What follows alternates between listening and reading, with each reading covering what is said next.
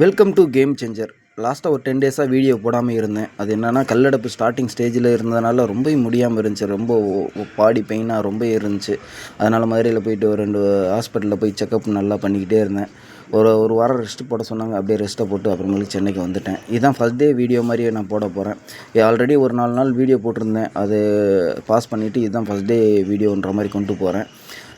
Kilometre check பண்ணியாச்சு. 51,694 கிலோமீட்டர்லேருந்து இந்த game start ஆகுது.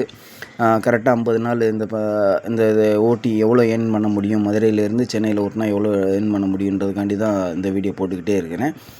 ஃபஸ்ட்டு ஆர்டர் கொடுத்துருந்தாங்க. ஒரு வழியாக ஆர்டர் எடுக்கிறதுக்கு முன்னாடி ஃபஸ்ட்டு எடுத்தோடனே தண்ணியை தான் வாங்கி குடிச்சிட்டேன். ஏன்னா எல்லா ரெஸ்டாரண்ட்டுக்கு போனோடனே ஒவ்வொரு கிளாஸு தண்ணி குடிக்கிறது தான் என்னோடய வழக்கம் மாதிரி ரொட்டீன் ஆக்குறேன். அதேமாரி டெலிவரி பார்ட்னர்ஸ் உங்களுக்கும் அதேமாரி தான். ஒவ்வொரு ரெஸ்டாரண்ட்டில் தண்ணி வாங்கி குடிங்க. உங்கள் உடம்பை பார்த்தா தான் ஏர்னிங்ஸை நல்லா ஓட்ட முடியும்.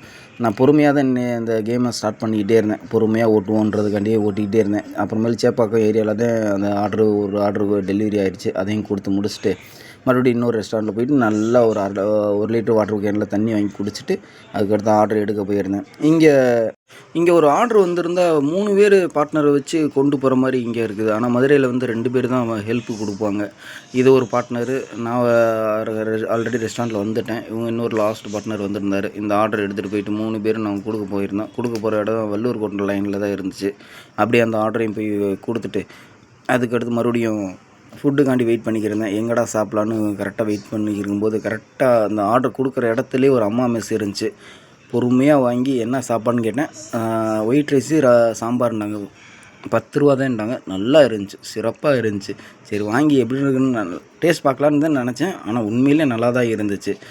கவர்மெண்ட் ஸ்கூலில் படிச்சிருந்தா அந்த சாப்பாடு மதிய உணவு போட்டுப்பாங்களா அதே மாதிரி தான் டேஸ்ட்டு, ஃப்ளேவர் எல்லாமே இருந்துச்சு. அப்படியே சாப்பிட்டு அதுக்கடுத்து ஒவ்வொரு ஆர்டராக கொடுத்தாச்சு.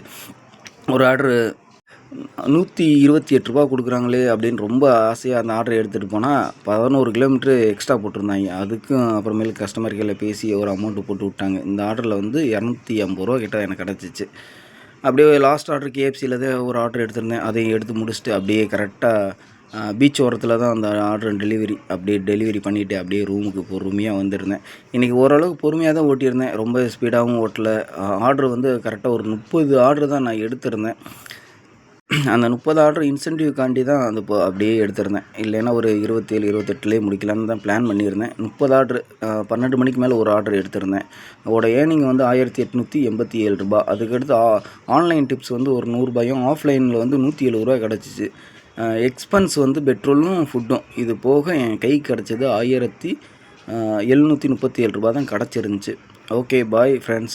இந்த வீடியோ பார்த்துருந்தீங்கன்னா உங்களுக்கு பிடிச்சிருந்தா சப்ஸ்கிரைப் பண்ணிடுங்க, ஃபாலோ பண்ணி விட்ருங்க, ஒரு லைக்கை போட்டு விட்ருங்க.